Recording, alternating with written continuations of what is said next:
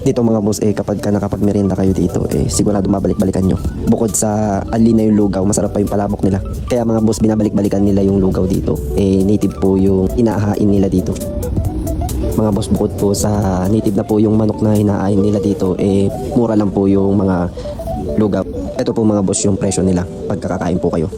Kapag nagawi kayo dito sa Abukay mga boss, sa tapat lang po siya ng refill gas station. Yan mga boss, mabisang mabisa sa pagtanggal ng oven.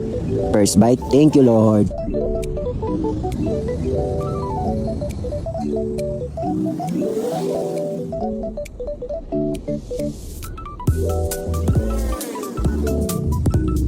Dito mga boss, nag-take out tayo para may pampasalubong tayo sa commander natin para hindi naman siya magalit. Dito mga boss, natapos na tayong kumain at nabusog na tayo.